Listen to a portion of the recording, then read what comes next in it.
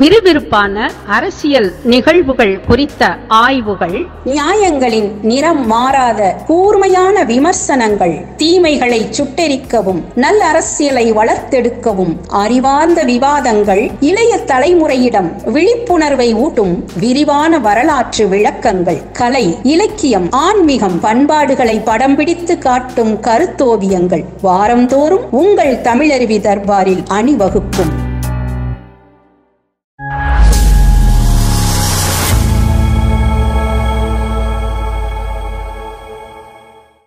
தமிழருவி தர்பார் நேயர்களுக்கு வணக்கம். இன்றைய விடை தேடும் வினாக்கள் பகுதிக்கு செல்வோம். வணக்கம் ஐயா. வணக்கம் வாசுகி. ஐயா, இன்னைக்கு ரொம்ப பேர் ஆவலா தெரிஞ்சுக்கணும்னு இருக்கிற ஒரு வினாவைத்தான் உங்களிடம் நான் கேட்கப் போகிறேன். மனிதர்களாகிய நாம் மட்டுமல்ல, இந்த உலகத்தில் பிறந்த அனைத்து ஜீவராசிகளுமே ஒரு நாள் இறந்துவிடும். இந்த இறப்பு என்பது மறுக்க முடியாத, மாற்ற முடியாத ஒரு உண்மை. இந்த வாழ்க்கையே நிலையற்றது தானே. இந்த பிறப்புக்கும் இறப்புக்கும் இடையில் நாம் எப்படிப்பட்ட வாழ்க்கையை வாழ்கிறோம், நம் வாழ்க்கையை எப்படி அமைத்துக் கொள்கிறோம் என்பதை பொறுத்துதான் மற்றவர்களிடையே நம்முடைய நிலையையும் உயர்த்தி கொள்ள முடியும். இறப்புக்கு பின்னால் என்ன நடக்கும் என்பது நம்மில் யாருக்குமே தெரியாது. இந்த இறப்புக்கு பின்னால் என்ன நடக்கும் என்பதை பற்றி எந்த தத்துவங்களும் கோட்பாடுகளும் அவ்வளவு விரிவாக சொன்னதும் இல்லை. எந்த மதத்தை சார்ந்த மத தலைவர்களோ குருமார்களோ யாரும் இறப்புக்கு பின்னால் என்ன நடக்கும் என்பதை அறுதியிட்டு கூறியதில்லை. அப்படி இருக்கையில் இறப்புக்கு பின்னால் நடக்காத ஒன்றை பற்றி ஆராய்வதை விட இருக்கும் போதே ஒழுங்காக இருந்து விட்டு போகலாமே அப்படின்னு எல்லோர் மனதிலும் தோன்றுகிறது. இதை பற்றி உங்களுடைய கருத்து, இறப்புக்கு பின்னால் என்ன நிகழ்கிறது என்பதை பற்றி நீங்கள் கொஞ்சம் சொல்ல முடியுமா? உலகத்தின் மிகப்பெரிய தத்துவ ஞானிகளிலே இருந்து நீங்கள் சொன்னார் போல் மிகப்பெரிய மத குருமார்கள் வரையில் விளக்க முடியாத ஒரு விஷயம்தான் இந்த இறப்புக்கு பின்னால் என்ன நிகழும் என்பது. அதை தமிழறிவு மணியன் விளக்கி விடுவான் என்று நீங்கள் நினைக்கிறீர்களே, அதற்காகவே முதலில் உங்களுக்கு நான் நன்றி பாராட்டுகிறேன். மரணம் என்பது தவிர்க்கவே முடியாதது. பகவத்கீதையில் பகவான் கிருஷ்ணன் அழகாக சொல்கிறார், மரணம் என்பது தவிர்க்கவே முடியாதது. எது உன்னால் முயன்றாலும் தவிர்க்க முடியாதோ அதற்காக நீ ஏன் வருந்துகிறாய்? இதுதான் கீதாச்சாரம். உன்னால் அதை தவிர்க்க முடியாது, அதனால் நீ அது குறித்து கவலைப்படுவதோ, அது குறித்து அச்சப்படுவதோ, அதற்காக வருத்தப்படுவதோ அவசியமில்லை என்று கீதையில் பேசப்படுகிறது. மரணம்தான் மனிதனுக்கு இருக்கக்கூடிய அச்சங்களிலேயே மிகப்பெரிய அச்சம். ஏன் தெரியுமா? மனிதன் தன்னுடைய வாழ்நாள் முழுவதும் சேமித்து வைத்திருக்கிற அனைத்தையும் ஒரு கணத்தில் மரணத்தினால் இழந்து விடுகிறான். மரணம் அனைத்தையும் பறித்து விடுகிறது. ஈவு இரக்கம் இல்லாமல் ஒரு நொடி பொழுதில் மரணம் அனைத்தையும் மனிதனிடமிருந்து பறித்து விடுகிறது. மனிதனை பொறுத்தவரையில் அவன் எவற்றையெல்லாம் நாம் இழக்கிறோம் இந்த மரணத்தினால் என்பதுதான் அவனை அச்சப்படுத்துகிறது. மரணத்திற்கு பிறகு எவற்றையெல்லாம் நாம் பெறப்போகிறோம் என்பது குறித்து அவன் நினைவில் எழுவதே கிடையாது. காரணம், அதை பற்றிய எந்த விளக்கமும் அவனுக்கு வந்து வாய்க்கவில்லை. இதை ஜே கிருஷ்ணமூர்த்தி தத்துவ ஞானி JK அவர்கள், நான் விரும்பி நேசித்து வாசிக்கக்கூடிய மிகச்சிறந்த தத்துவ ஞானி அவர். JK ஒரு இடத்தில் அழகாக சொல்கிறார், மனிதன் மரணத்திற்காக அதிகமாக கவலைப்படுகிறான்.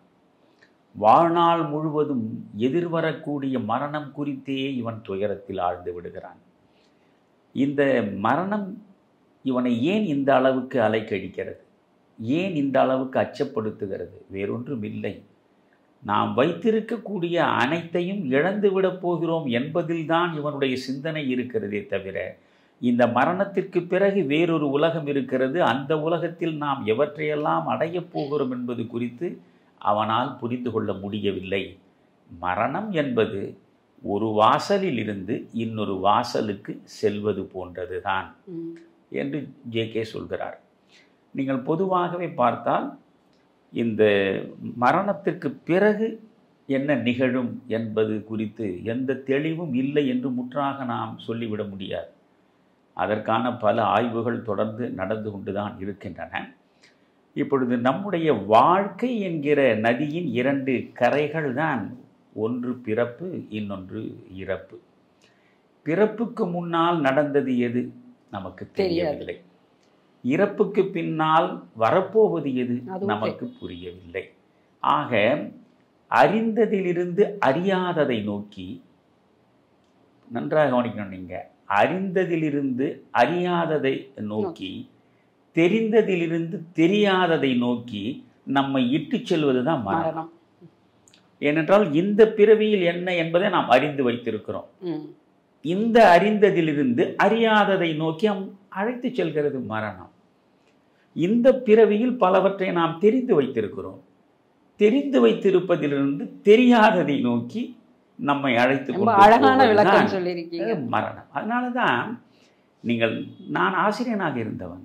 கற்பித்தல் முறையை சுருக்கமாக சொல்லும்போது ஃப்ரம் நோன் டு அன்னோன், அதுதான் முக்கியம். From known to unknown. எப்பொழுதுமே அறிந்ததிலிருந்து தான் நீங்கள் அறியாததை அடைவதற்கு தொடங்க வேண்டும் உங்கள் பயணத்தை. அதனால மரணம் குறித்து நீ ஏன் கவலைப்படுற?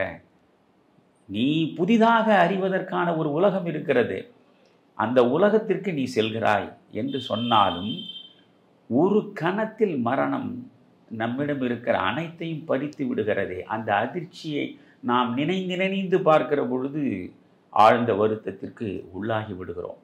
ஒன்று யோசியுங்கள், பிரக்ஞை என்பது மரணிக்கிற வரை தான் நமக்கு இருக்கும். விழிப்புணர்வு என்று சொல்கிறோமே, அவேர்னஸ். உயிரோடு வாழுகிற வரை தான் நமக்கு விழிப்புணர்வு இருக்கும்.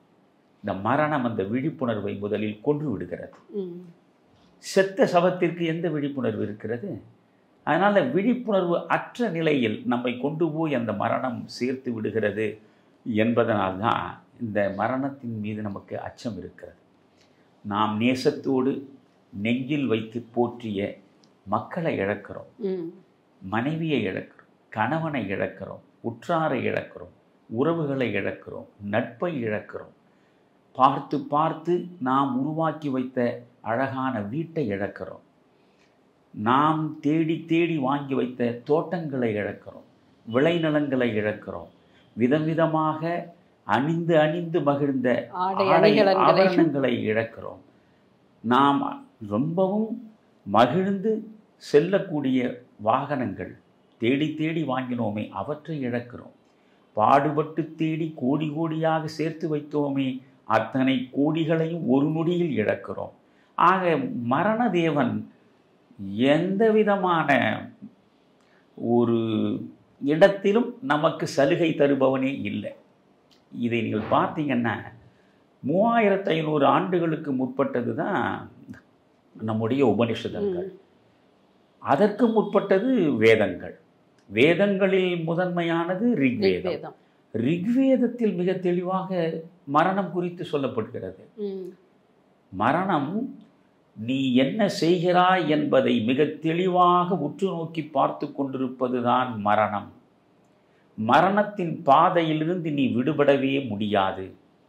உன் முன்னோர்கள் எந்த பாதையின் வழியாக மரணத்தை அடைந்தார்களோ அதே பாதையில்தான் நீயும் நாளை நடக்கப் போகிறாய்.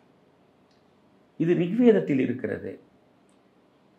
அதர்வண வேதத்தை நீங்கள் பிரித்து பார்த்தால் அதர்வண வேதம் சொல்கிறது, வானுக்கும் பூமிக்கும் அச்சமில்லை, காரணம் அவற்றிற்கு அழிவு இல்லை. அழிவற்ற இடத்தில் அச்சத்திற்கு இடமில்லை. எவ்வளவு அழகாக அதர்வண வேதம் சொல்லுது பாருங்க. வானுக்கும் பூமிக்கும் அச்சமில்லை, காரணம் அவற்றிற்கு அழிவில்லை. ஆனால் நம் உடம்புக்கும் உயிருக்கும் அழிவு இருக்கிறது. அதனால் நாம் அச்சப்படுகிறோம். இறைவா, அச்சமற்ற வாழ்க்கையை எனக்கு கொடு என்று ஒரு பிரார்த்தனையாக அதர்வண வேதத்தில் நாம் பார்க்கிறோம். அதே போல நீங்கள் உபநிடத்துக்குள்ளே வந்தால் கடோபனிஷதம். கடோபனிடம் மரணத்தை வரவேற்க வேண்டும், மரண தேவனை தரிசிக்க வேண்டும் என்று சொல்கிறது. அதே நேரம் மரணம் நம்மை நெருங்குவதற்கு முன்பே பயத்தாலே நாம் மரணித்து விடுகிறோம் என்றும் கடோபனிடம் சொல்கிறது. ஆமாம், அது விவேகானந்தர் செல்லுவிடமெல்லாம் சொல்லி சொல்லி சொல்லி சலிப்பின்றி அதிலேயே பரவசத்தோடு பேசியவர். எந்த விடத்தில் ஒரு பேசினாலும் கடோபனிஷதத்தை, குறிப்பாக நசிகேதன் யமனுடைய சந்திப்பை பற்றி, அவர்களுக்கு இடையே நடந்த உரையாடல் பற்றி பேசுவார். அது ரொம்ப விரிவாக பேசுகிறது கடோபனிடம். நாம் அவ்வளவு விரிவாக இல்லாவிட்டாலும் நம்முடைய நேயர்கள் தெரிந்து கொள்வதற்காக ரொம்ப சுருக்கமாக சொல்கிறேன். வாஜசரவஸ் என்பவர் அவர் ஒரு முனிவர். அந்த வாஜசரவஸ் வேள்வி நடத்துகிறார். தேவர்களை மகிழ்விப்பதற்காக வேள்வி நடத்துகிறார். விஸ்வஜித் யாகம். ஆமாம், விஸ்வஜித் யாகம். அது வெற்றியை தேடி தருகிற யாகம். அந்த வாஜசரவஸ் நடத்துகிற வேள்வியின் போது ஒரு வேள்வியை நீங்கள் நடத்துகிறீர்கள் என்றால் உங்களிடம் இருக்கக்கூடிய உயர்ந்த பொருள்களை மற்றவர்களுக்கு தானமாக வழங்க வேண்டும். அதனால் விலை உயர்ந்த விலை மதிப்பற்ற பொருள்களை எல்லாம் அந்த வேள்வி காலத்தில் வழங்குவது தான் அந்த இந்து மரபு, அந்த வேத மரபு. இப்பக்கத்தில் அவருடைய மகன் நசிகேதன் நின்று பார்த்து கொண்டே இருக்கிறான். எலும்பும் தோலுமாக இருக்கிற பால் கறக்கக்கூடிய நிலையிலிருந்து கடந்து விட்ட பசுக்களை இவர் ஒவ்வொருவனுக்கும் தானமாக வழங்கி கொண்டே இருக்கிறார். இவன் பார்க்கிறான், தானம் என்றால் அது பழையன கழிதல் என்பது அல்ல. நம்மிடம் இருக்கக்கூடியதிலேயே உயர்ந்ததும் உன்னதமானது எதுவோ அதைத்தான் நாம் தானமாக பிறருக்கு தர வேண்டும். நம்முடைய தந்தை பாவத்தை செய்து கொண்டிருக்கிறானே, நம்முடைய தந்தையை இந்த பாவத்தின் பிடியிலிருந்து மீட்க வேண்டும் என்று நினைத்து உடனே நசிகேதன் சொல்கிறான், தந்தையே, என்னை யாருக்கு நீங்கள் தானம் அளிக்கப் போகிறீர்கள் என்கிறான். அவன் ஏதோ உளறுகிறான் என்று அதற்கு அவர் எந்த விதமாக திரும்பி பார்த்து பொருட்படுத்தாமல் இவர் மேலும் மேலும் இந்த எலும்பும் தோலுமாக இருக்கிற பசுக்களை வரிசையாக நிற்கக்கூடியவர்களுக்கு கொடுத்து கொண்டிருக்கிறார். இவன் மீண்டும் கேட்கிறான். அதற்கும் பதில் மூன்றாவது முறையும் கேட்கிறான், தந்தையே, என்னை யாருக்கு நீங்கள் தானமாக கொடுக்க போகிறீர்கள்? அதில் அர்த்தம் நீங்கள் பார்க்க வேண்டும். ஒருவனிடம் இருக்கக்கூடிய பொருள்களிலேயே மிக மிக மிக விலை மதிப்பற்றதும் உயர்ந்ததும் பாசத்திற்கும் உரியது அவன் பெற்ற பிள்ளைகள் தான். அதனால் அவனுடைய பிள்ளை இவன். இப்பொழுது இவன் எந்த விலை மதிப்பும் இல்லாத மிக மலினமான பொருளை வழங்கி கொண்டிருக்கிறான். என்னை அவன் வழங்குவதன் மூலம் அந்த பாவத்திலிருந்து அவன் விடுபட்டு விடுவான். இதுதான் என்னுடைய உட்கருத்து. அதனால்தான் நசிகேதன் சொல்கிறான், என்னை யாருக்கு நீங்கள் தானம் தரப்போகிறீர்கள்? அவனுக்கு வந்த எரிச்சல், உன்னை யமனுக்கு நான் தானம் தந்து விட்டேன்னா. உடனே தந்தை சொல் மிக்க மந்திரம் இல்லை. இவன் இங்கிருந்து யமலோகத்திற்கு போனான். யமலோகத்திற்கு போய் அங்கே இருக்கக்கூடிய யமகிங்கரர்களை பார்த்து, நான் பூமியிலிருந்து வந்திருக்கிறேன், யமனை பார்க்க வேண்டும் என்கிறான். வேறு வேலையாக இருக்கிறார், நீங்கள் இங்கேயே காத்திருங்கள் என்றால் 3 நாள் அந்த வாசலிலேயே அவன் காத்திருக்கிறான். 3 நாள் வாசலில் அவன் காத்திருந்த பிறகு செய்தி அறிந்து யமன் விரைந்து வருகிறான். ஏனென்றால் அதிதியாக வந்த யாரையும் காக்க வைக்கலாகாது. நம்மை தேடி வரக்கூடிய ஒரு அதிதி, ஒரு விருந்தினன், அவனை ஒரு நொடி கூட காக்க வைக்கலாகாது. இவன் நம்மிடம் அதிதியாக வந்து வாசலில் நிற்கிறான். 3 நாள் நின்று இருக்கிறான். உடனே வந்து அதற்காக வருத்தத்தை தெரிவித்து விட்டு, நசிகேதா, நீ 3 நாள் என் வாசலில் நின்றிருக்கிறாய், அதற்காக நான் உனக்கு ஒரு சலுகை வழங்குகிறேன். உனக்கு பிடித்த 3 வரங்களை கேள், நான் அவற்றை தருகிறேன் என்கிறான். அதில் முதல் வரம்தான், நான் என் தந்தையிடம் பேசியதனால் என் தந்தை என் மீது வருத்தப்பட்டு உன்னிடம் அனுப்பியிருக்கிறார். எனக்கான முதல் வரம், என் தந்தை பழைய பாசத்தை பழைய பரிவை என் மீது செலுத்துகிறார் போல் அவர் நெஞ்சத்தில் என் மீது படர்ந்திருக்கக்கூடிய அந்த சினத்தை, வெறுப்பை அகற்றிவிட வேண்டும் என்றான். அவ்வளவுதானே, வரம் தந்தாயிற்று என்று. சரி, 2வது வரம் கேள். சொர்க்கம் சொர்க்கம் என்று சொல்கிறார்களே, சொர்க்கத்திற்கு போனால் 1000 சுகங்கள் கிடைக்கும் என்கிறார்களே, அந்த சொர்க்கத்தை அடைவதற்கான வழி எது என்பதை எனக்கு சொல். உடனே அந்த சொர்க்கத்திற்காக என்ன யாகங்களை எப்படி நடத்த வேண்டும், எப்படி வாழ்வியலை மேற்கொள்ள வேண்டும் என்பதை விளக்கமாக பேசுகிறான். கடோபனிஷதம் படித்தால் புரியும். யமன் ரொம்ப விளக்கமாக சொல்கிறான். சரி, 3வது வரம் கேள். இறப்புக்கு பின்னால் என்ன நிகழும் என்பது இதுவரையில் புரியாத மர்ம முடிச்சாக இருக்கிறதே, அந்த மர்ம முடிச்சை கொஞ்சம் அவிழ்த்து எனக்கு நீ சொல். இறந்த பிறகு என்ன நடக்கும்? திகைத்து போகிறான் யமன்.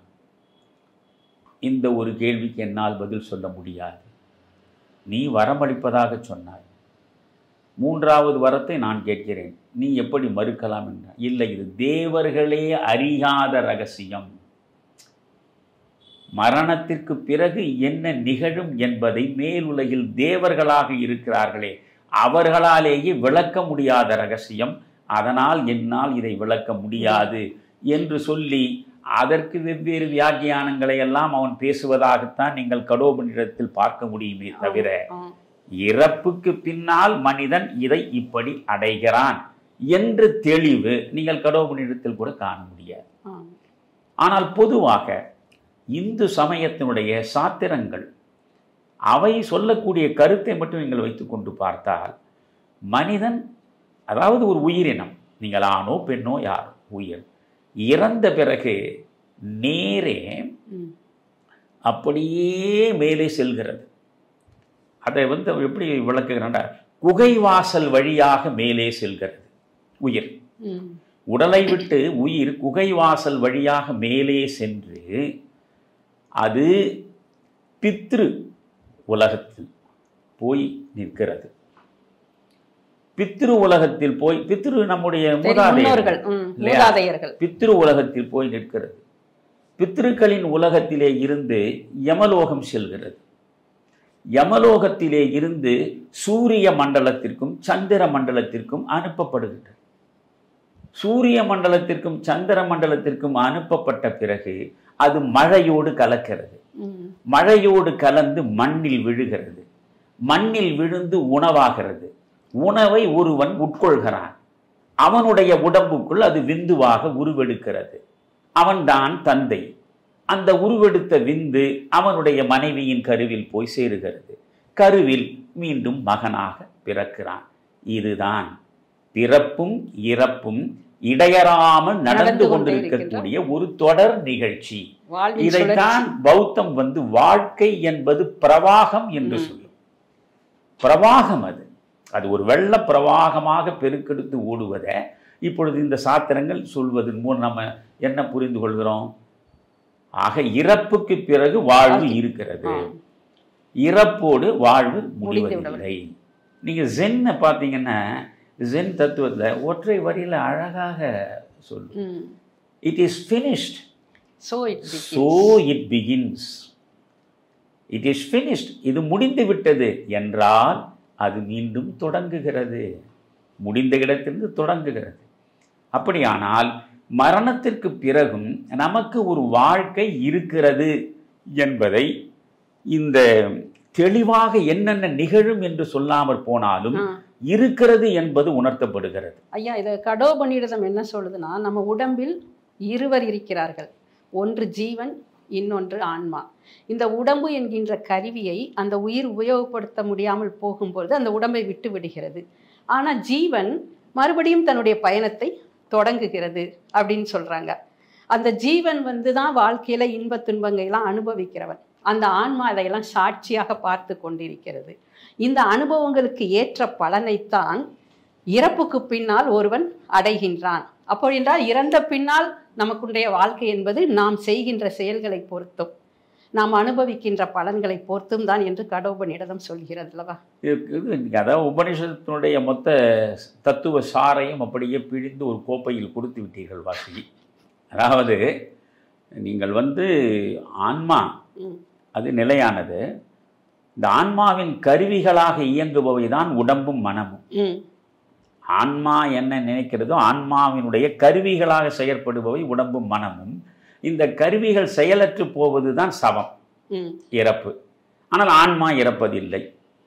அது என்ன ஆகிறது, இந்த வினைக்கு ஏற்றாற் போல அதற்கு அடுத்து அது போய் சேருகிறது. அதனால்தான் பகவத்கீதை பழைய துணிகள் கிழிந்த பிறகு அவற்றை நீங்கள் கீழே புதிய ஆடைகளை உடுத்துவது போன்றுதான் இந்த ஆன்மா பழைய உயிரை உடம்பை விட்டு விட்டு புதிய உடம்பில் சென்று சேருகிறது என்று. அதில் கூட ஒரு அழகை பார்க்கணும். நீங்கள் ஒரு புதிய ஆடையை வாங்கணும்னு சொன்னா நீங்கள் உடுத்து கொண்டிருக்கிற பழைய ஆடையை கழட்டி எறிந்து விட்டு புதிய ஆடையை வாங்க மாட்டீங்க. அப்படின்றா நிர்வாணமாயில நிற்க வேண்டியிருக்கும். புதிய ஆடையை வாங்குவதற்கான முயற்சியை மேற்கொண்டு அந்த புதிய ஆடையை வாங்குகிற நிலையை அடைந்து இப்பொழுது இந்த புதிய ஆடையை நாம் அணிந்து கொள்ளலாம் என்கிற சூழலில் தான் பழைய ஆடையை களையும் ஆன்மா. இப்ப பாம்பு வந்து தன்னுடைய சட்டையை கழற்றுகிறதுனா அது பல நாட்களாக புதிய சட்டையை உருவாக்கி கொண்டே இருக்கும். புதிய சட்டை முற்றாக உருவாகிவிட்ட பின்புதான் அது பழைய சட்டையை களையும். நீங்க சொன்ன அந்த கருத்து ரொம்ப அற்புதமா இருக்குதுயா. எனக்கு இதுவரைக்கும் இதுக்கு எங்களுக்கு விளக்கமே எனக்கு இவ்வளவு தெளிவாக நான் பிடிபட்டதில்லை. நீங்க சொன்னீங்களா அந்த பழைய ஆடையை களையாமல் புதிய ஆடையை உடனே முடியாது. நான் என்னை பொறுத்தவரை இந்த இறப்புக்கும் பிறப்புக்கும் நடுவுல ஏதோ ஒரு கேப் இருக்கு. அப்ப இறந்த பிற்பாடு புதுசா இந்த உடலை அது தேடி போய் அடைகிறது அப்படிங்கிற ஒரு எண்ணம் இல்ல. அதனால்தான் அதை வந்து நம்ம வந்து ஸ்தூலம் சூக்குமம் அப்படின்னு சொல்றோம் இல்ல, அது சூக்குமமாகவே இந்த ப்ரிப்பரேஷன்ல இருக்கும், தயாரிப்புல இருக்கும். அந்த தயாரிப்பு ஒரு பக்கம் நடந்து கொண்டே இருக்கும். அந்த தயாரிப்பு எல்லாமே சரியாக வந்து விட்ட பிறகு இந்த ஸ்தூல உடம்பை தூக்கி எறிந்து விட்டு அந்த சூக்கும வடிவத்தில் தயாரித்த இன்னொரு ஸ்தூல உடம்பு இருக்கிறதே, அந்த ஸ்தூல உடம்பில் அது போய் சேர்ந்து விடும். இது வந்து பரவலாக சொல்லப்படுவது. அதே போல இந்து சமயத்தில் ஒரு நம்பிக்கை என்னவென்றால், இப்பொழுது ஏராளமான சாஸ்திரங்கள் இருக்கின்றன. இந்த நம்பிக்கைகள், ஒருவர் இறந்த உடனேயே அவர் யமலோகத்திற்கு சென்று விடுவதில்லை. இறந்ததிலிருந்து யமலோகத்தில் நீங்கள் சென்று சேருவதற்கு 1 ஆண்டு ஆகும். அத்தனை விதமான பிதிர்ச்சடங்குகள் நீங்கள் செய்வதே பாருங்க, 1 ஆண்டு முழுவதும் செய்வார்கள். 12ஆவது நாள், 16ஆவது நாள், 18ஆவது நாள். அப்படி காரணம், அந்த உயிர் இங்கிருந்து வெளியே கழன்றதும் உடனடியாக அடுத்து இன்னொரு இடத்துல போய் உட்கார்ந்து விடுவதில்லை. இது முன்ன நான் சொன்னதுல இருந்து இது மாறுபட்டது. அதான் இது மாதிரி. ஏனென்றால் ஒரு தெளிவு இல்லாமல் ஒவ்வொருவரும் ஒவ்வொரு விதமாக சிந்தித்து பார்த்திருக்கிறார்கள். இது 1 ஆண்டு முழுவதும் ஆகும். 1 ஆண்டு முடிந்த பிறகுதான் இது யமலோகத்தில் போய் சேரும். அதுவரையில் இது இங்கிருந்து பயணத்தில் தான் இருக்கும். இது பயணத்தில் இருக்கிற பொழுது இந்த பயணம் சுகமாக நடப்பதற்கும், இது யமலோகத்தில் சென்று இதனுடைய கர்ம வினைகள் அனைத்திலிருந்து விடுபடுவதற்கும் நீங்கள் வழிபாடுகளை நடத்தி கொண்டே இருக்க வேண்டும். அதுதான் இந்த 1 ஆண்டு முழுவதும் நாம மண்ணில் இருந்தபடி மறைந்து விட்ட மூதாதையர்களுக்கு ஆத்ம சாந்தின்னு சொல்றோமே, அந்த ஆத்ம சாந்தி என்பது வேறொன்றும் இல்லை. அது இங்கிருந்து செல்லுகிறது அந்த 1 ஆண்டு பயணம். அந்த 1 ஆண்டு பயணம் அதற்கு சுகமாக இருப்பதற்கும், சோதனைகள் இல்லாமல் இருப்பதற்கும், அது சென்று சேருகிற நிலையில் தூய்மையை அடைவதற்கும் இந்த பிரார்த்தனை வழிபாடு நடக்க வேண்டும். இதைத்தான் மறைமலை அடிகள் மிக அழகாக சொல்வார். மறைமலை அடிகள் வந்து மரணத்துக்கு பின் மனிதரின் நிலை என்று ஒரு புத்தகம் எழுதியிருக்கார். அதுல பல பேர் மரணத்திற்கு பிறகு எப்படி என்னென்ன அனுபவங்களை பெற்றிருக்கிறார்கள் என்று திரும்ப சொன்னதாக அவர் பல செய்திகளை அதிலே வெளியிட்டிருக்கிறார். அது நர்மதா பதிப்பகம் வெளியிட்ட புத்தகம் வந்து மரணத்துக்கு பின் மனிதரின் நிலை. இதை ஏன் பதிப்பகத்தோடு சொல்கிறேன் என்றால், விரும்பக்கூடியவர்கள் வாங்கி படித்து பயனடையலாம். ஆக அது வந்து அதில் அவர் தெளிவாக இது சொல்றார். நீங்கள் வந்து ஒரு 2-3 பிராமணர்களை வரவழைத்து ஒரு நேரத்தில் அந்த சடங்காக நீங்கள் ஒன்றை நடத்தி முடிப்பதன் மூலமாக உங்களுடைய மூதாதையருடைய கர்மாக்களுக்கு நீங்கள் எல்லா சடங்குகளையும் முடித்து விடுவதாக நினைக்காதீர்கள். நீங்கள் என்ன செய்ய வேண்டும், இந்த 1 ஆண்டு முழுவதும், அதுவும் குறிப்பாக அவர்கள் மறைந்த நாள் வருகிற பொழுதெல்லாம் நீங்கள் 3 வேளை கோயிலுக்கு போக வேண்டும், 3 வேளை நீங்கள் நீராட வேண்டும், 3 வேளை நீங்கள் வழிபாடு நடத்தி கொண்டே இருக்க வேண்டும். எதற்காகவென்றால் அந்த மேய சென்ற அந்த உயிர் தூய்மையுறுவதற்காக. இல்லை என்றால் அது வந்து இங்கும் அங்குமாக அலைந்து கொண்டிருக்கும். அதற்கு அவர் ஒன்று சொல்றாரு அரூபமாக. எனக்கு அது படிக்கிற பொழுது பரவாயில்ல, இதெல்லாம் படிக்காமலேயே நம்முடைய சினிமாவில் வந்து இந்த காட்சிகளை எந்த பேயையும் நீங்க பாருங்க வெள்ளை ஆடைகளை தான் இருக்கும். அதற்கு அவர் என்ன சொல்றாருன்னா, உடலை விட்டு உயிர் பிரிந்த பிறகு அது தூய்மையான சிந்தனைகளும் நினைவுகளுமாக நேரிய வாழ்க்கையை நடத்தி இருந்தால் அதற்கு பிறகு இங்கிருந்து அது மேலே செல்லுகிறதே, அது உடனே செல்ல விரும்பாது. அதற்கு இந்த உடம்பின் மீது அவ்வளவு பற்று இருக்கிறது. உறவுகளின் மீது அவ்வளவு பற்று இருக்கிறது. பற்றிலிருந்து அது அறுபட்டு வெளியே வர முடியவில்லை. அதனால் அது இங்கும் அங்குமாக பார்த்து கொண்டுதான் இருக்குமா. அப்படி பார்த்து கொண்டு இருக்கிற பொழுது சில நேரங்களில் நேரடியாக கண் முன்னால் தரிசனம் தரும். அதை மறைமலையடிகள் சொல்கிறார், அப்படி ஒரு நிகழ்வே நடந்திருக்கிறது. என்னுடைய ஆசிரியருடைய மகள் இறந்த பிறகு அவர் நேரடியாக வெண்ணிற ஆடையில் கண் முன்னாலே வந்து, அப்பா நான் மரணத்தை அடைந்து விட்டேன், மிக மகிழ்ச்சியாக இருக்கிறேன், நான் மரணித்து ஓராண்டு ஆன பின்னாலும் என்னை நினைந்து நினைந்து நீங்கள் ஏன் வருந்துகிறீர்கள், நான் மிகுந்த மகிழ்ச்சியாக இருக்கிறேன் என்று சொல்லிவிட்டு மறைந்ததான். அந்த பேச்செல்லாம் வருமா? ஆமா, ஒலி கேட்டது. அதாவது அது ஆடை வெண்ணிற ஆடையாக இருக்கும், தொட முடியாது, ஆடை பூண்டு இருக்கும், அது நம் கண் முன்னால் தெரியும். ஒரு பேரொளியாக அது முதலில் தோன்றி அந்த பேர் ஒளியினுடைய நடுவே இது வந்து வெண்ணிற ஆடையோடு வந்து நிற்கும், நின்று தன் கருத்தை சொல்லிவிட்டு போகும். இது போல பல அதிசயங்களை அவர் சொல்கிறார்.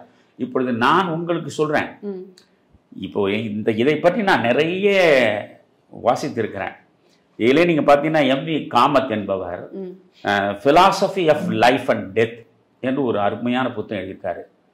பிலாசபி ஆஃப் லைஃப் அண்ட் டெத்தில் 100 மரணத்தை அடைந்து மீண்டவர்களுடைய அனுபவங்களை எழுதியிருக்கார். அவர்களிடம் இருந்து பெற்ற நேர்காணலை வைத்துக் கொண்டு சொல்றார்.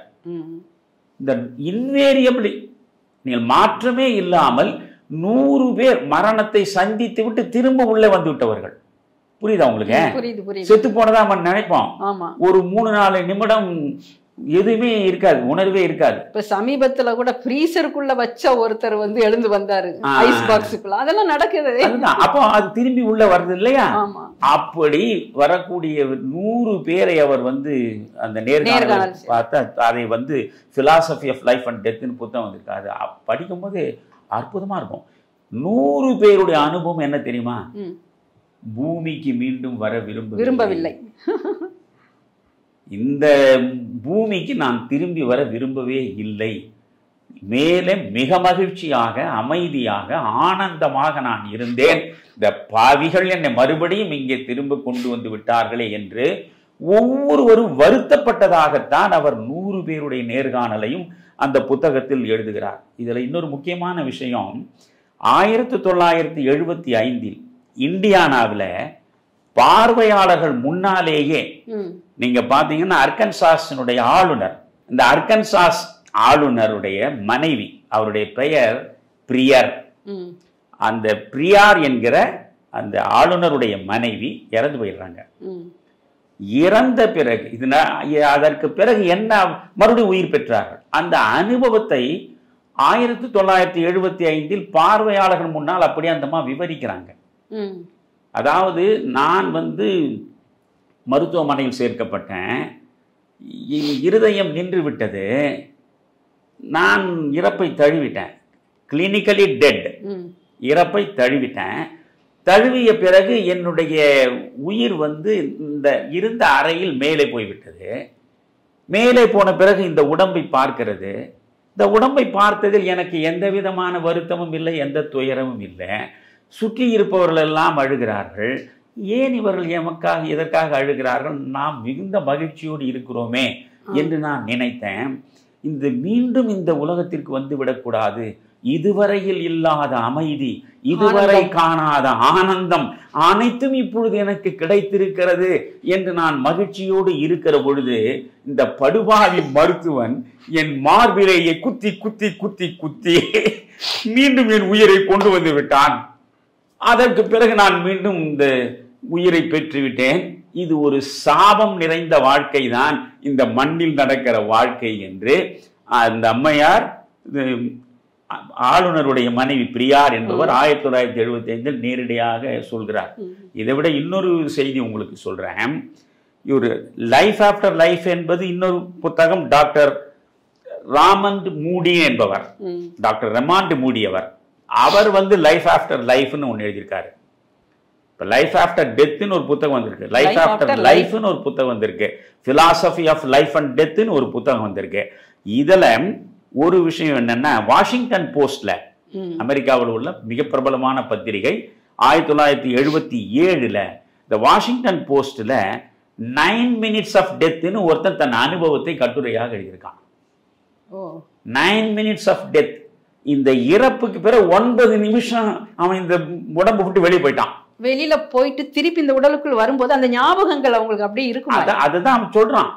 இந்த இது உடம்பை விட்டு நான் வெளியே போயிட்டேன், 9 நிமிஷங்கள் அவ்வளவு அற்புதமாக அப்படியே நான் எங்கேயோ போயிட்டே இருக்கேன், எல்லாம் பரந்த வெளியாக இருக்கு, வெறும் அந்த அமைதியாக ரொம்ப ஒளிமயமாக ஆனந்தமயமாக. நாம் அடிக்கடி சொல்றோம் பேரின்ப பெருநிலையை எய்துவதுன்னு.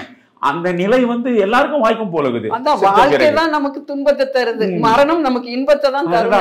அதனால அவன் போய் 9 நிமிடம் இருந்திருக்கான். 9 நிமிடம் இருந்து திரும்ப மீண்டு உள்ள அந்த உடம்புக்குள்ள வந்ததை அவன் சொன்னது வாஷிங்டன் போஸ்ட்ல முழுவதுமாக விவரிக்கப்பட்டு எழுதப்பட்டிருக்கிறது. இப்படி நிறைய பல விஷயங்கள்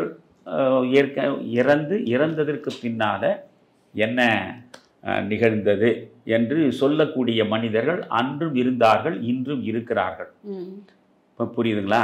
அதனால் இந்த சினிமாவிலெல்லாம் செத்து போனவர்கள் திடீர்னு உங்கள் பின்னால் நினைக்கிற மாதிரி அல்லது அது ஏதோ பேசுகிற மாதிரி எல்லாம் இருக்கு இல்லையா, அதெல்லாம் உண்மை. இதில் நான் இது நீங்கள் முழுக்க புத்தம் என்பது ரொம்ப அற்புதமான மரணத்தை பற்றி அதிகமாக ஆய்வு செய்தது புத்தர் தான். புத்தர் தான் ரொம்ப அதிகமாக ஆய்வு செய்தார்.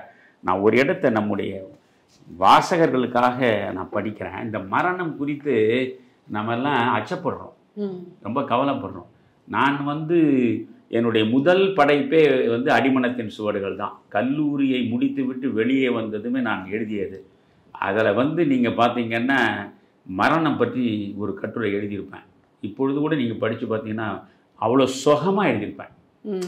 அதாவது அது ஒரு நதி கடலில் கலக்கிற பொழுது எவ்வளவு இனிமையாக சென்று கலக்கிறதோ அதுபோல இனிமையாகவும் காதில் இசை சேருகிறார் போலவும் நீங்கள் மரண தேவதையை வரவேற்று மாலையிட வேண்டும்னு. அது மரணத்தின் மடியில் எழுதியிருப்பேன். அந்த இதில் இங்கே இந்த புத்தர் புத்த மதத்தில் சொல்லப்படுறது. இது ஒரு அருமையான புத்தகம், இந்த Tibetan book of living and dying. Tibetan book of living. திபெத்தியர்கள் தான் இதை பற்றி நிறைய ஆய்வு செய்திருக்கிறார். இன்று வரைக்கும் கூட மரணம் குறித்து வாழ்வு குறித்து அதிகமான ஆய்வுகளை நடத்திய வண்ணம் இருப்பவர்கள் திபெத்தியர்கள் தான். அதில் என்னென்னா எல்லாமும் பாலி மொழியில் தான் இருக்கும். இந்த பாலி மொழியில் உள்ளதை நீங்கள் இது போன்று ஆங்கிலத்தில் மொழிபெயர்த்து வருகிற போது தான் நம்மால் பெற முடிகிறது. இதை கொஞ்சம் படிக்கிறேன், நீங்கள் பாருங்கள். According to the wisdom of Buddha, புத்தனுடைய ஞானம் படி நீங்கள் பார்த்தால், we can actually use our lives to prepare for death. பாருங்க, ஒரே ஒரு வரியே என்ன செய்தி சொல்லுது பாருங்க. நம்ம என்ன பண்றோம்? we can actually use our lives to prepare for death. மரணத்திற்கான தயாரிப்புகளை தான் வாழ்வின் போதே நீங்கள் நடத்த வேண்டும். அதுக்கு அடுத்து we can make of every moment an opportunity to change and to prepare wholeheartedly, precisely, and with peace of mind for death and eternity. இந்த மரணம் என்பதும் அந்த மரணத்தின் மூலம் நீ அடையக்கூடிய எட்டர்னிட்டி, அழிவற்ற தன்மை, இந்த இரண்டையும் நீ அடைவதற்காக உன்னுடைய முழு மனதோடு நீ முயன்று பார்க்கணும் இந்த நடக்கிற வாழ்க்கையில். அது அதுக்கப்புறம் அழகாக சொல்கிறான், life and death R scene as one whole. அதுதான் புத்த மதத்துடைய பார்வை. நீங்கள் மரணம் ஒன்று, பிறப்பு ஒன்று, இறப்பு ஒன்று என்று ரெண்டாகத்தான் நாம பார்க்க பழகி இருக்கிறோம். ஆனா புத்தத்தின்படி என்னன்னா பிறப்பும் இறப்பும் ஒன்றுதான். நீங்க life and death R scene as one whole, முழுமையானது, ரெண்டுமே சேர்ந்தது தான். when where death is the beginning of another, ஏன்னா ரெண்டு முழுமையானது. where death is the beginning of another chapter, இன்னொரு அத்தியாயத்தினுடைய ஆரம்பம், தொடக்கம். இந்த வாழ்வு வந்து அதனால தான் வாழ்வு முடிவுறது இல்லை. இந்த வாழ்வு அங்கே அடுத்து தொடங்குது. Another chapter of life. Death is a mirror in which the entire meaning of life is reflected. Death is the mirror. அது வந்து பிரதிபலிக்கின்ற ஒரு கண்ணாடி, உன்னுடைய முழுமையான வாழ்க்கையை உன் முன்னால் கொண்டு வந்து நிறுத்துகிற கண்ணாடி. அதனால கண்ணாடி முன்னால போய் நின்று உன்னை பார்த்து கொள்வது எப்பொழுதுமே உனக்கு மகிழ்ச்சியை தானே தரும். அதுபோல் இந்த மரணமும் உனக்கு மகிழ்ச்சியை தான் தரணும்னு. அதே போல் இதில் வந்து இந்த டிபெட்டியன் புக்கு மரணம் வந்து எப்படி நிகழும் என்பதை பற்றி ரொம்ப அற்புதம். நம்முடைய நேயர்கள் அனைவரும் அறிந்து கொள்ள வேண்டும் என்பதற்காகத்தான் இதையெல்லாம் நான் தேடி தேடி கொடுக்குறேன். இது வந்து நான் எழுதிய வாழ்வே ஒரு மந்திரம். நான் இதுவரை 30 புத்தகங்களுக்கு மேல் எழுதியிருந்தாலும் மிகவும் முயன்று முயன்று படித்து படித்து தேர்ந்து தெளிந்து எனக்குள் ஒரு சிந்தனை தவம் இருந்து திருமூலரை முழுமையாக உள்வாங்கி அதன் அடிப்படையில் வாழ்வை தரிசித்த ஒரு தரிசனம் இது. இந்த புத்தகத்தை எழுதியதற்காக நான் பெருமைப்படுகிறேன். இதே இந்த புத்தகத்தை நான் வந்து ஆட்சியாளர்களின்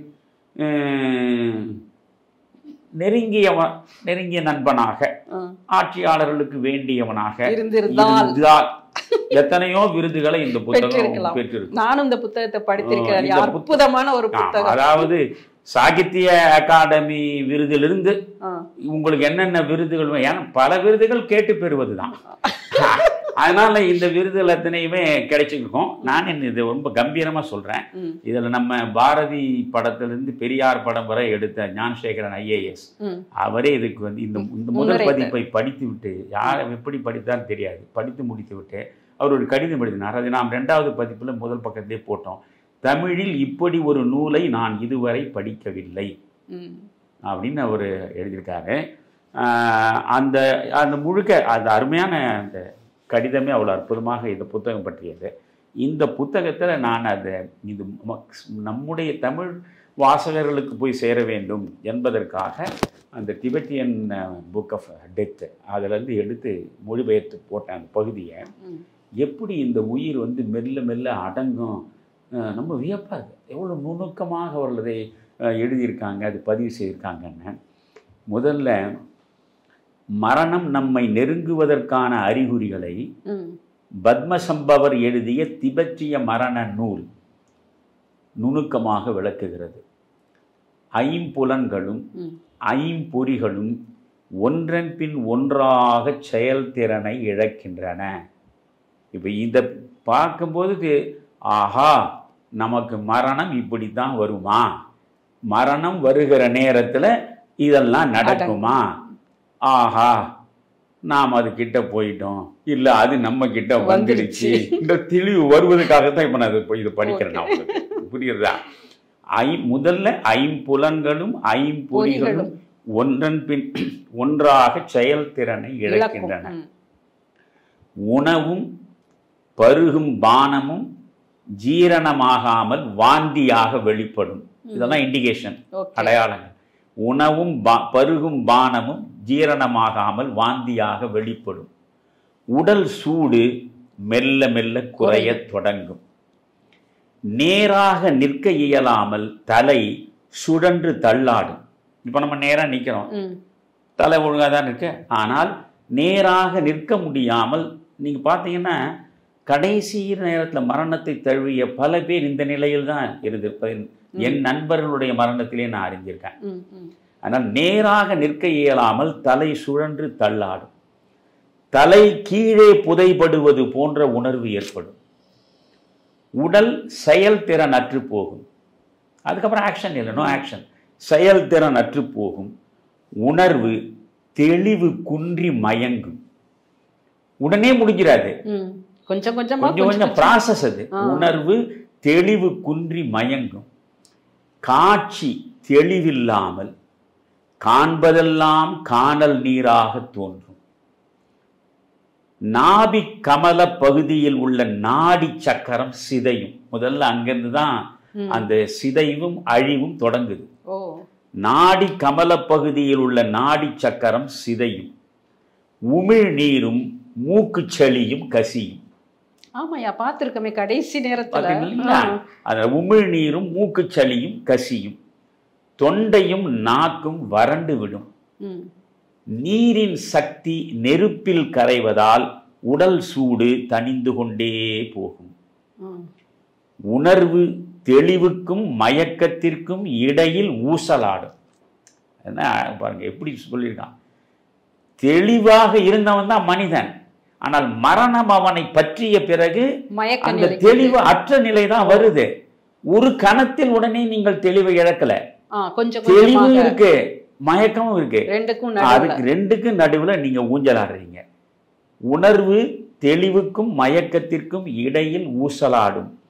கேட்பது தெளிவில்லாமலும் காண்பது புகைப்படலமாகவும் தோன்றும். அச்சமயம் இருதய பகுதியில் உள்ள நாடி சக்கரம் அழியத் தொடங்கும். முதல்ல நாபி கமலத்திலிருந்து தான் அந்த முதல் சிதைவு தொடங்குது. அடுத்தது இருதயத்தாண்ட வந்து, புரியுதுங்களா? அப்போ இருதய பகுதியில் உள்ள நாடி சக்கரம் அழியத் தொடங்கும். கண்கள் மேல் நோக்கி சுழன்று வெறித்து பார்க்கும். நான் என்னுடைய தந்தையின் மரணத்தை பக்கத்தில் இருந்தே பார்த்தவன், என் தாயின் மரணத்தையும் பக்கத்தில் இருந்தே பார்த்தவன்.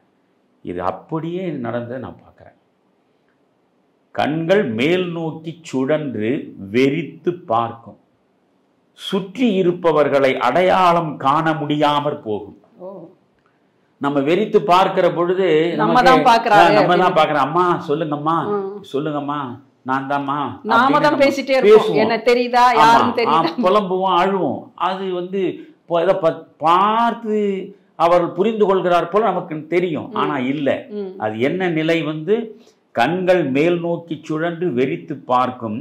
சுற்றி இருப்பவர்களை அடையாளம் காண முடியாமல் போகும். நெருப்பின் சக்தி காற்றில் கரைவதால் வாசத்தை நுகரும் சக்தி மறையும். ஐம்புலன்களும் எப்படி கொஞ்சம் கொஞ்சமா எப்படி போறது மறையும். ஒளியின் ரகசிய குறியாக சிவப்பு மின்மினி பூச்சிகள் தோன்றும். சாகிற போது இதெல்லாம் நடக்கும். ஒளியின் ரகசிய குறியாக சிவப்பு மின்மினி பூச்சிகள் தோன்றும். அப்போது தொண்டை பகுதியின் நாடி சக்கரம் அழியும்.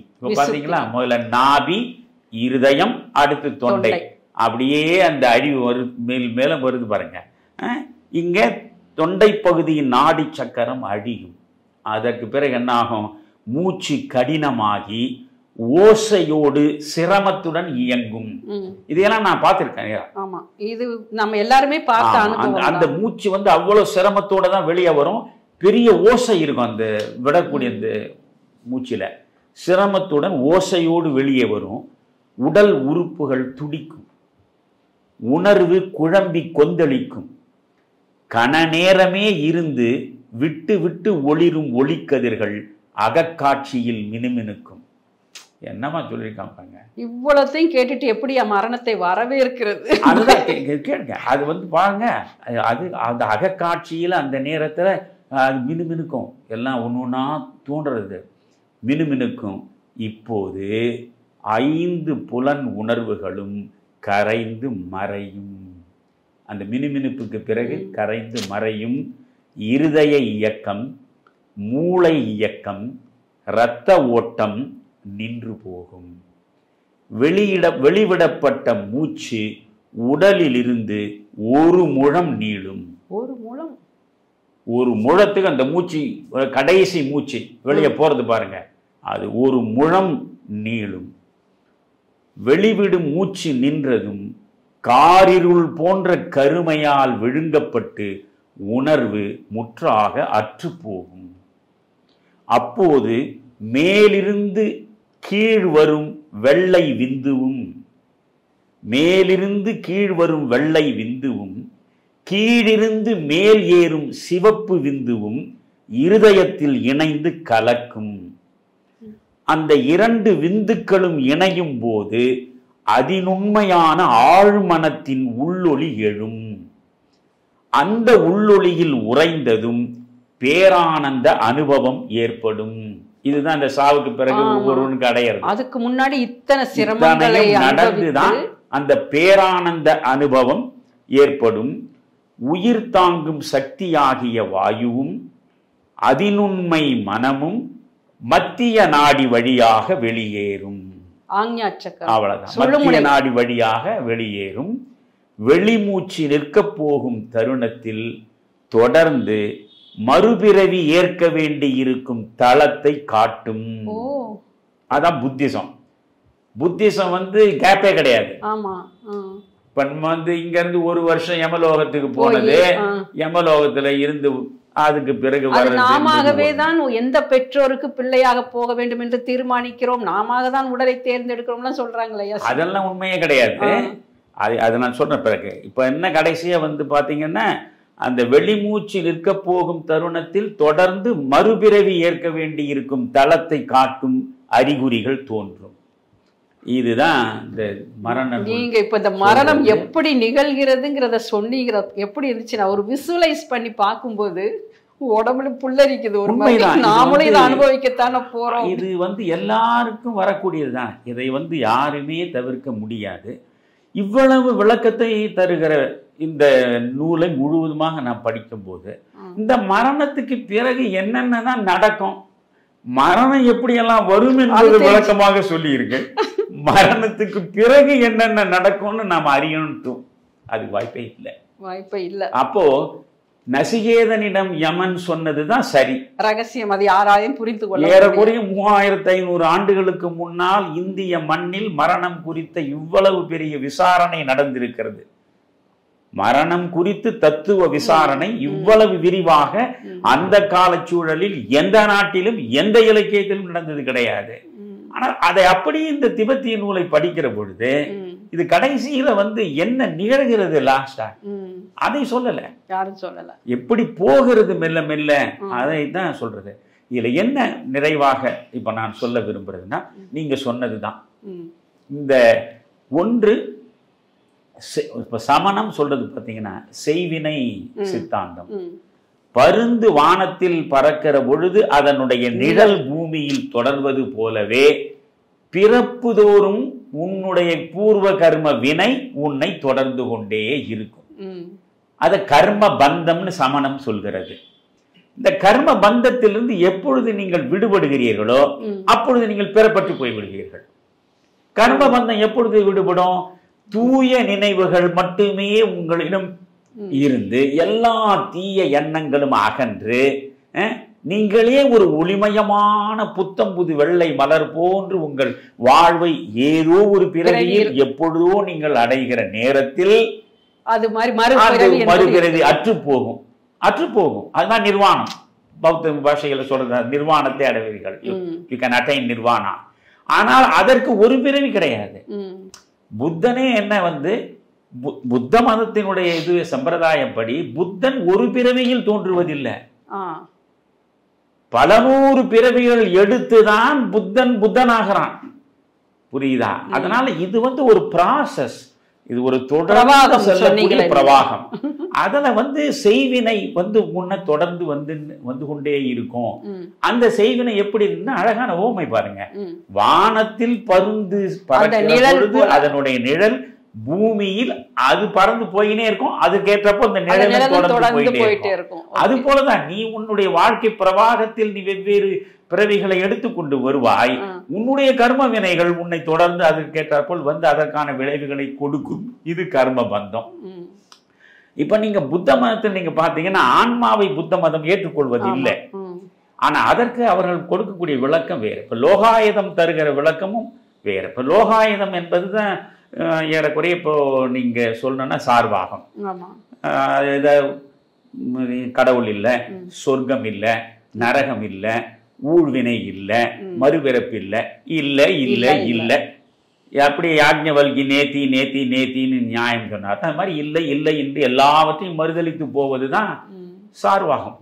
இப்போ நீங்க பௌத்தம் என்ன சொல்கிறது?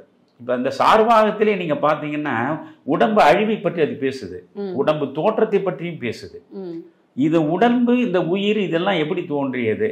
இந்த பிரபஞ்சத்தில் உள்ள நாம என்ன சொல்லுவோம், பஞ்ச பூதங்களால் பொருட்கள், ஆக்கப்பட்டது. நிலம், நீர், நீர், நெருப்பு, காற்று, நெருப்பு, ஆகாயம், பஞ்சபூதங்களை பேசுவோம். ஆனால் சார்பாகம் ஆகாயத்தை ஒத்துக்காது. ஆமா. கண்ணில் தெரிவதை மட்டும்தான் அது ஏற்குமே தவிர காணாத ஒன்றை கணக்கில் வைக்காது. ஆனால் அது என்ன சொல்லுது, நிலம், நீர், காற்று, நெருப்பு ஆகிய நான்கின் மூலமாக, இந்த 4 மூலகங்களின் மூலமாக உடம்பு உருவானது. அதற்குள் உயிரும் உருவானது. இந்த உயிர் உடம்பை விட்டு பிரிகிறது என்றால், இந்த நீர் உடம்புக்குள் இருப்பது நீரோடு கலந்துரும், நெருப்பு நெருப்போடு கலந்துரும், மணலோடு கலந்துரும், காற்று காற்றோடு கலந்துரும். இந்த உடம்பு ஒண்ணுமில்லை, எல்லாமே கலந்துருச்சு. இந்த உடம்பு அப்படியே கிடக்குது. இதுதான் சார்பாகம் இதோட நிக்குது. பௌத்தம் அந்த இடத்தை தொட்டு இன்னொரு பக்கம் போகுது. 5 பூதங்களையும் பௌத்தம் ஒத்துக்கொள்ளும். நிலம், நீர், நெருப்பு, காற்று, ஆகாயம். இந்த 5ம் நிலத்திலிருந்து இந்த உள்ளுக்குள்ள இருக்க மண்ணிலிருந்து மண்ணை நோக்கி போகுது, காற்று காற்றை நோக்கி போகுது, நீர் நீரை நோக்கி போகுது, நெருப்பு நெருப்பை நோக்கி போகுது. இப்படி எல்லாம் போய் இந்த பஞ்ச மூலகங்களும் இந்த உடம்பை விட்டு வெளியேறி இன்னொரு உடம்புக்குள் நுழையும்.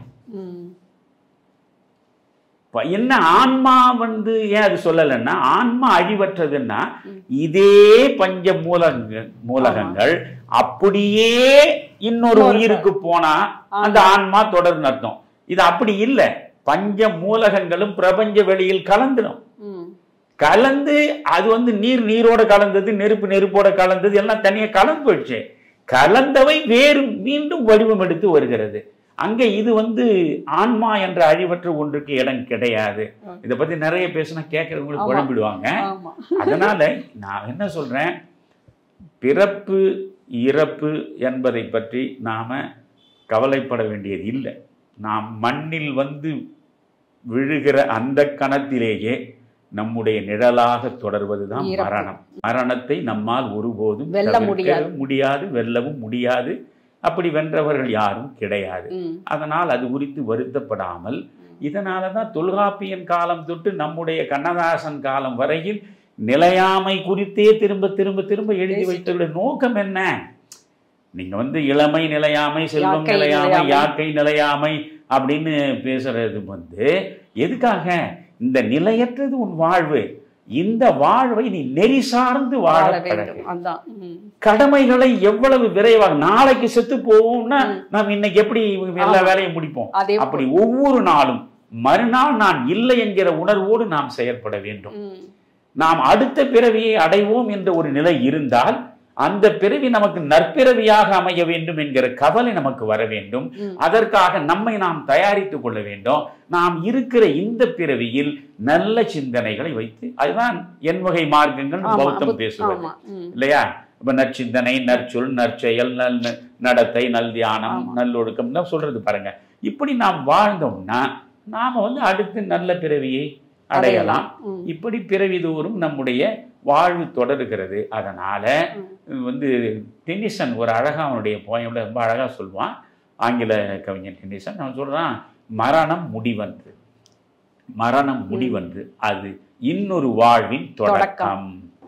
அவ்வளவுதான். இதை நீங்க இப்ப சொன்னீங்களா, பௌத்த மதம் கூட அந்த 8 நற்சிந்தனைகள், நற்செயல்கள், இதை நான் எப்படி பார்க்கறேன்னா, இப்போ வாழ்கின்ற காலத்திலேயே நாம இறந்த பிற்பாடு நாம் வாழ்ந்ததற்கான சில தடயங்களை நாம் விட்டு செல்கிறோம். அந்த தடயங்கள் மூலமாக நாம் பலர் மனங்களில் வாழ்ந்து கொண்டும் இருக்கிறோம். இப்போ உதாரணத்துக்கு சொல்ல வேண்டும் என்றால், பாரதி, காந்திஜி, அப்துல் கலாம், அன்னை தெரசா, இப்படி எத்தனையோ பேர் அவர்கள் செய்த நற்செயல்களாலும் நன்னெறிகளாலும் நல்ல பண்புகளாலும் சுயநலத்தை விடுத்து மற்றவர்களுக்காக உழைத்த உழைப்பினாலும் அனைவர் மனங்களிலும் நிறைந்து கொண்டும் இன்னும் வாழ்ந்து கொண்டும் தான் இருக்கிறார்கள்.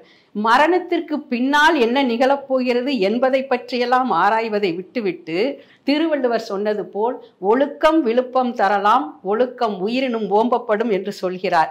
இருக்கும் வரைக்கு ஒழுக்கத்தை கடைபிடிக்கின்ற அந்த குறுகிய எல்லைக்குள் ஒழுக்கத்தை உட்படுத்தாமல், மரணத்தை பின்னால் என்ன நடக்கும் என்ற ஆராய்ச்சியும் செய்யாமல், இப்போது வாழ்கின்ற வாழ்க்கையை அறம் சார்ந்து அன்பு சார்ந்து வாழ்ந்தாலே அர்த்தமுள்ள வாழ்க்கையாக மாறிவிடும்.